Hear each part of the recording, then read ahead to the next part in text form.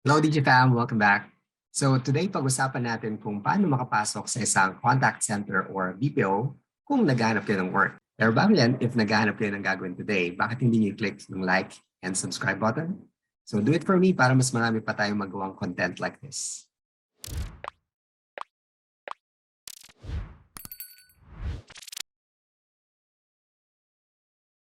Okay, so BPO or Business Process Outsourcing, isa ito siyempre sa pinakasikat and booming na industry ngayon.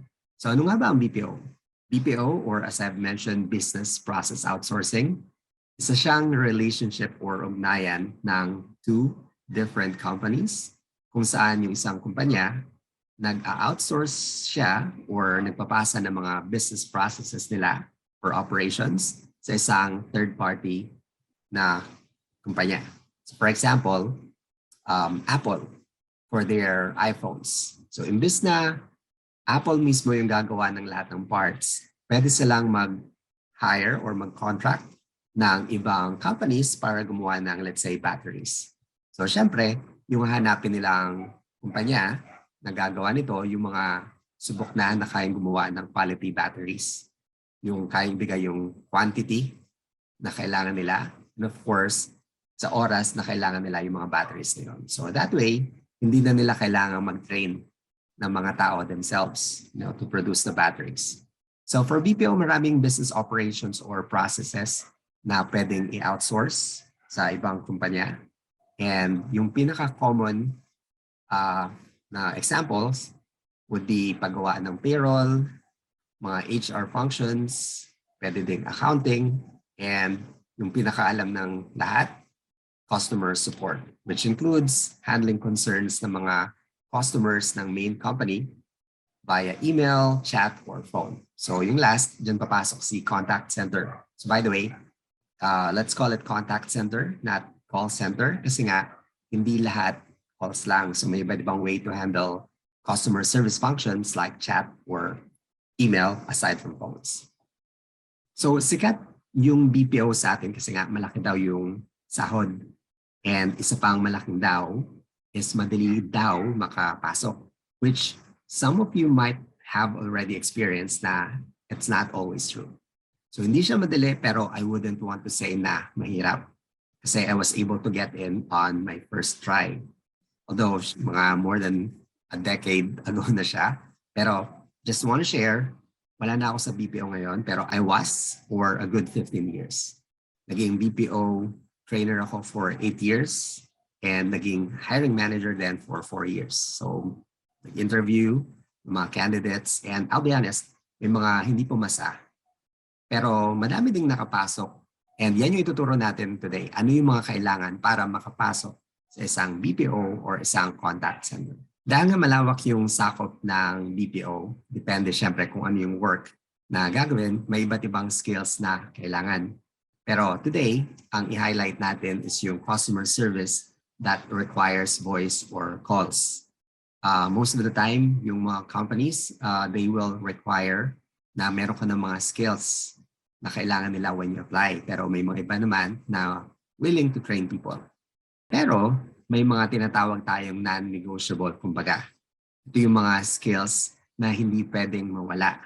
And usually, na-screen na itong mga na-screen na yung mga applicants for these skills during the interview process pa lang. And yung dalawa ngayon would be communication skills and number 2, soft skills. So pag-usapan natin yung communication skills first. Although madaming companies ngayon na naghahanap ng proficiency sa ibang languages, syempre number 1 pa rin yung English language, right? Syempre, yung expectation is marunong kang magbasa and magsulat in English. And of course, kung may calls na involved sa contact center na pinapasok mo, syempre, dapat marunong ka rin magsalita in English. May mga nakita ko mga post online na nagtatanong kung kailangan daw ba na magaling. I don't think kailangan na magaling. When I was doing the interview, I was not really looking for advanced English speaking skills. Basta kayang mag-handle ng conversation. So meaning, kapag tinanong ka, kaya mo siyang dapat sagutin ng malinaw, may sense, and hindi awkward. So sabi ng iba, fake it till you make it. I don't necessarily agree kasi mahirap pikiin yung English speaking skills. Kasi nga you need to be familiar sa syntax, sa grammar, even pronunciation, diba?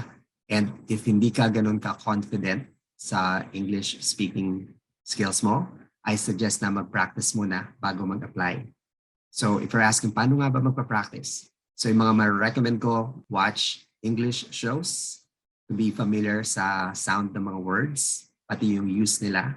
Diba? So wag muna tayo manood masyado ng mga Korean novel. Maybe you can still, you can still watch them, pero focus more on English movies para nga ma-practice yung pandinig natin, familiarity sa mga words. Tapos, read English books out loud para ma-practice mo yung pronunciation.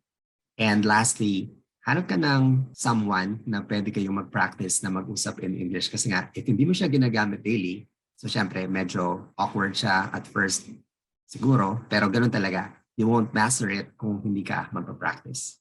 Okay, now, so pag-usapan natin yung soft skills. Ano nga ba yung soft skills? Soft skills are personality traits or work habits na nagde-describe kung ano ka as a professional and kung paano mo i-approach yung work. And soft skills are applicable sa lahat ng professions. Kasama sa mga soft skills na I think are important would be, of course, professional attitude, work ethics, time management, kasama din dyan yung problem-solving skills mo, teamwork, initiative, ano pa ba? Flexibility, syempre reliability. I think importante din yung listening skills and marami pang iba.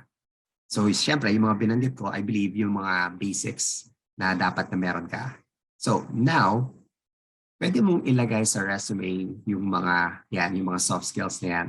Pero just like English speaking skills, mahirap siyang pikiin. And well, ang good thing about it is kagaya ng ibang skills, napapractice siya. So for example, listening skills, importante siya sa customer service. So paano mo siya mapapractice? So I would recommend you listen to English audiobooks or kahit mga movies, tapos itry mong i-summarize yung let's say isang dialogue na narinig mo dun sa movie na yun to check if you really understand it. Tapos yung ibang mga soft skills, may mga free courses din yan online. So search ka na lang and I'm sure marami kang mahanap. Okay, so ano pa nga ba yung mga ibang kailangan para pumasa sa BPO or contact center? So kasama siya sa soft skills na binanggit natin kanina pero i-highlight natin kasi super important siya. Punctuality. If you're scheduled for an interview, make sure na you are in the meeting, whether online or face-to-face on time. Yun naman yung ibig sabihin ng punctuality. So you need to be there on time. Mas maganda syempre na ready ka ahead of the schedule, especially kung online siya, especially kung may mga kailangan kang gamitin na apps na hindi mo pa nagamit before. So you need to test number one, yung internet connection mo. Number two, let's say it's a Zoom call. So check mo yung Zoom or Skype or whatever app na gagamitin mo. And kung face-to-face naman, you also have to take into account yung traffic. Siyempre, di ba, you need to travel pa. And sometimes, may mga unexpected things na nangyayari beyond our control na after all your preparations, hindi ka pa rin aabot sa meeting. Diba? So nangyayari yan. And what if that happens? If you feel na hindi aabot yung time mo or hindi ka aabot sa time na binigay for the schedule, make sure to let them know. So that's another soft skills actually, professionalism. Hindi pa man nagsisimula yung interview, na-assess na yung mga yan ng interviewer. And I remember may mga hindi ako pinasa dati because of that, especially kung wala namang valid reason. So for example, nag-no-show or na-late nang walang pasado. Yes, importante, punctuality and professionalism. Okay, itong next natin, another soft skills, confidence. So of course, very important yan, especially kung may face-to-face na work yung gagawin mo. And during the interview, of course, you can show this by, of course, show them na confident ka, alam mo yung ginagawa mo and sinasabi mo, and kaya mong gawin yung mga kailangan nila for the job. And kung hindi man, so of course, show confidence pa rin to let them know na sure ka na madali mo lang matututunan yung mga yun. So that's confidence. And what else? Isa pang soft skills na i-highlight natin, flexibility. So I think this is really important. Kung sa BPO ka mag-work, tapos client-facing ka. So client-facing meaning may mga kakausapin ka either through email, chat, or call. Tapos US-based yung company mo. So syempre, expect mo na ibang time zone nila. So most of the time gabi yung work. So dapat willing kang mag-adjust ng schedule. And well, unfortunately, hindi yung mga clients yung mag-a-adjust ng schedule for you. May mga ganong cases sometimes na pwede kang mag-request ng schedule pero kadalasan yun yung mga non-client facing or mga back office. So if nag-request yung interviewer ng gabing schedule for the interview, it's already a test kung flexible ka. And of course, unless meron kang super valid reason, don't request for a schedule change. So that's a no-no kasi malalaman kagad nila na hindi mo kaya yung ganong time. And of course, cross out ka na kagad sa shortlist. Okay, and last na soft skill is resourcefulness. And this time in terms of researching about the company and the account na papasukan mo in advance. So malaking advantage yan, syempre, kung alam mo kung ano yung nature ng work na gagawin mo and kung sino yung mga possible clients or customers. And of course, even the company. So it's really important to know about the company na ina-applyan mo. So research ahead of time. Usually, yung mga big companies naman may mga websites sila. So syempre, di ba? So go to those websites and check na rin if may mga groups sa social media about, either the work or the company itself who can give you tips and best practices. So syempre malaking tulong yan. So be resourceful. Okay, so I think yun lang naman yung mga importante. And syempre may mga exam then sometimes, usually about abstract reasoning, yung exam, or sometimes specific sa account na ina-applyan mo. Like for example, if telco yan, may mga exam about telco terminologies. And if banking account naman siya, so pwede din about banking terms like, what's compound interest and so on. So hindi natin mako-cover lahat yan kasi nga masyadong madaming iba't ibang klaseng accounts yung meron. Pero pwede ka namang mag-research before the exam. Kaya nga di ba, we said na importante yung resourcefulness. So yeah, so research ahead of time kung ano yung account na papasukan mo, do review, research ahead of time. Diba? So make sure that you have that. Okay, so I guess that's it for our video today. And let me know kung may natutunan kayo. So let me know in the comment below. And if this is helpful, don't forget to like, share, and subscribe. Thanks again, everyone.